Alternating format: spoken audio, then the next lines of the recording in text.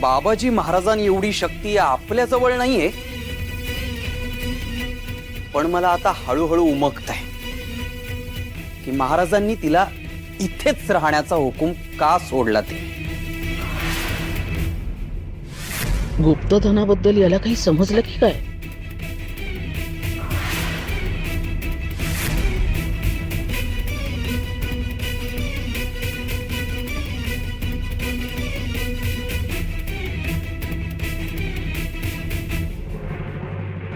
आजवर त्या सकुने जे ढोंग रचला, आपल्या घराण्याला जो कलंक लावला, गावात जी पापं केली, याची परतफेड केवळ चामड्याच्या चापकाने नाही होणार रामाय.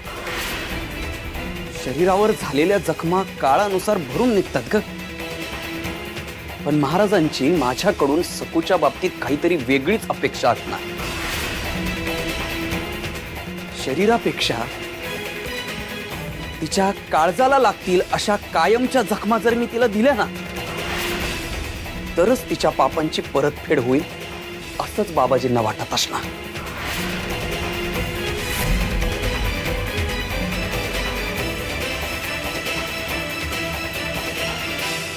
आता तू बघच रमाई, इथून पुढचा प्रत्येक क्षण, येणारा प्रत्येक दिवस सखूला वाटत राहील की तिने या वाड्यात पाय का ठेवला ते. या घरात परत येऊन तिने आयुष्यातली सगळ्यात मोठी चुकी केली, हीच जाणीव मी तिला रोज करून दे. माझी यापुढे तिच्याशी वागणूक अशीच असेल. तिचं जगणं असह्य करून टाकेन मी. मला टोचलेला प्रत्येक काटा तिच्या हृदयात दुप्पट खोल जाईल आणि तितक्याच प्रचंड वेदना तिला देईल की नाही बघ.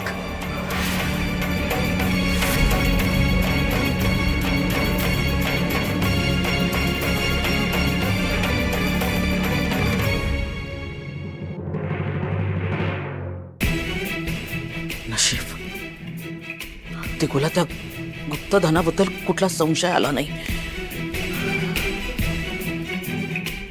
सखूला काय ते करणार आहे ना? कर, कितीही कर, अजून कर, मनसोक्त कर. गुप्तधन सापडेपर्यंत तुझ्याकडे संधी आहे दिगू. वाटेल ते कर.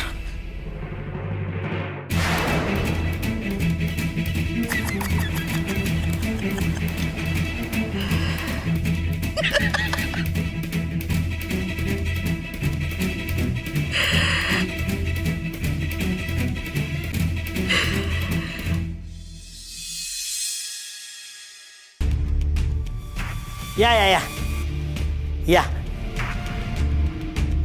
बाबाजी महाराज, समजांना बोलवलंय.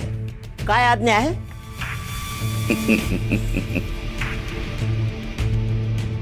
राग आल्यावर रागे भरायचं, तसंच चांगलं काम केल्यावर कौतिक करायचं, हीच तर आमची खासियत आहे. कौतिक?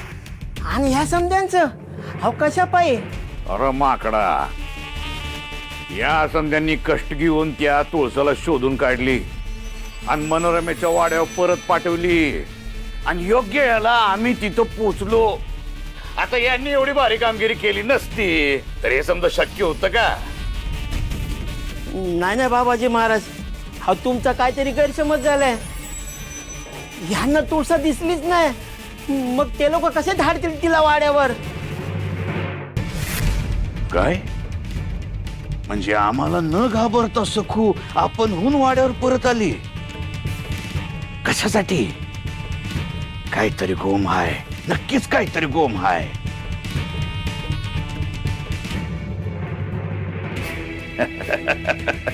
बर बर बर बर, आम्ही बघत तर कसोटी घेत होतो, म्हणलं तुम्ही खरं बोलताय का खोटं ते बघावं. या या आता तुम्ही आपापल्या कामाला जा. जा जा जा जा.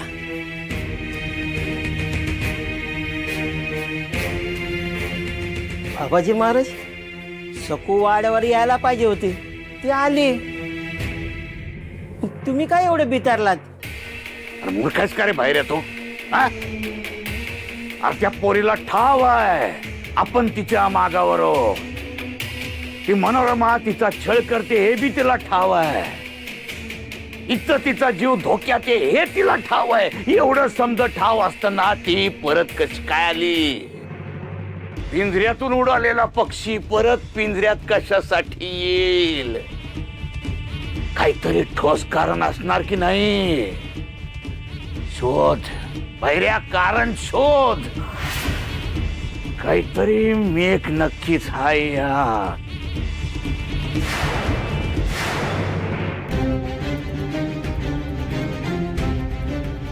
जाऊबाई, बाबाजी महाराजांनी घरातलं वातावरण अगदी प्रसन्न ठेवायला सांगितलंय.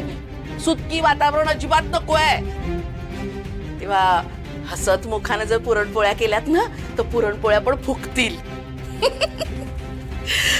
आले हा, मी दिगूला बोलून आले.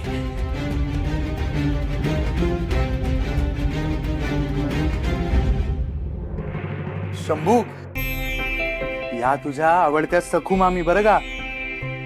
लहानपणी तुझं खूप कौतुक करायच्या.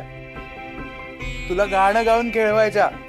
हम्मा मारे पोरा हम्मा मारे, आठवतंय का?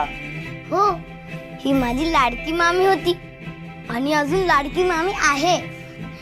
मामी, म्हणूनच तू उपास पकडलायस ना. आता तुझा उपास सुटेल ना.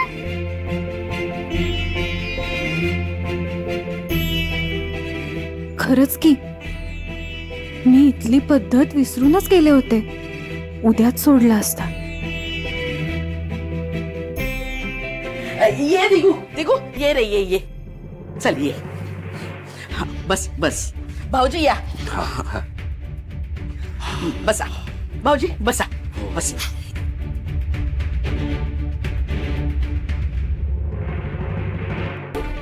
वा वा वा, उत्तम बेत केलाय.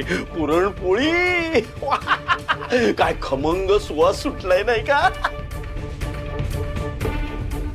काका आजोबा चूल घरात आले ना की नेहमी आनंदात असतात. काकू, सुरुवात करायची का?